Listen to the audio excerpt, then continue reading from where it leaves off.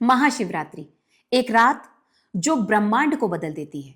क्या आपने कभी सोचा है कि साल की एक ऐसी रात क्यों होती है जब पूरी प्रकृति, पूरा ब्रह्मांड हमें ऊपर की ओर खींचता है? एक ऐसी रात जब समय ठहर जाता है और शून्य से अनंत की यात्रा शुरू होती है। ये केवल एक त्योहार नहीं है, ये एक द्वार है, एक मौका है खुद को मिटाकर महादेव में मिल जाने का। आज की रात महादेव जाग रहे होते हैं। क्या आप तैयार हैं? वर्ष 2026 फाल्गुन मास की कृष्ण पक्ष की चतुर्दशी, इस बार महाशिवरात्रि का महापर्व 15 फरवरी 2026 को मनाया जाएगा। निशिता काल पूजा का सबसे शुभ समय माना गया है। 12:09 से 1 बजे तक, 16 फरवरी तक माना गया है। ये वो समय है जब शिव का दिव्य प्रकाश पृथ्वी के सबसे करीब होता है। लोक कथाओं में ये वो रात है जब वैरागी शिव गृहस्थ बने थे, शक्ति और शिव का मिलन हुआ था। लेकिन इसका अर्थ गहरा है, ये आत्मा का परमात्मा से मिलन है। लेकिन एक और कथा है समुद्र मंथन की। जब हलाहल विष ने सृष्टि को मिटाना चाहा था, तब महादेव ने उसे अपने कंठ में धारण करके वो नीलकंठ कहलाए।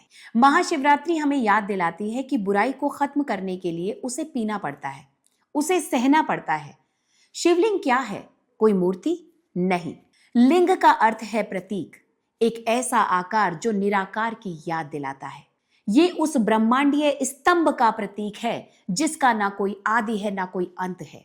अभिषेक का गिरता जल मन की शांति है और बेलपत्र की 3 पत्तियां हमारे 3 गुणों सत्व, रज और तम को समर्पण का प्रतीक बताया गया है। आधुनिक विज्ञान और आध्यात्म यहां मिलते हैं। महाशिवरात्रि की रात पृथ्वी का उत्तरी गोलार्ध इस तरह झुकता है कि मनुष्य के भीतर की ऊर्जा प्राकृतिक रूप से ऊपर की ओर भागती है। इसीलिए इस रात जागरण का महत्व बताया गया है। अपनी रीढ़ की हड्डी को सीधा रखकर बैठना चाहिए, केवल जागना नहीं बल्कि जागरूक होना चाहिए। ये रात विकास की रात है, उपवास की रात है, शरीर की शुद्धि के लिए, ध्यान आत्मा की शुद्धि के लिए। और इन सब के बीच गूंजता है एक महामंत्र, ओम नमः शिवाय। ओम यानी ब्रह्मांड की ध्वनि। न पृथ्वी, म जल, शी अग्नि व वायु और य आकाश। इस मंत्र का जाप करते ही आप पंच तत्वों से जुड़ जाते हैं, आप खुद शिव हो जाते हैं। चाहे काशी की गलियां हो, महाकाल का दरबार हो या कैलाश की बर्फीली ऊंचाइयां, हर जगह एक ही गूंज है।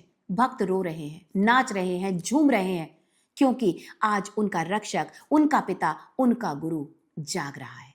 भावुक और गंभीर महाशिवरात्रि बीत जाएगी, सूर्य फिर उदय होगा, लेकिन क्या आप वही रहेंगे जो कल थे?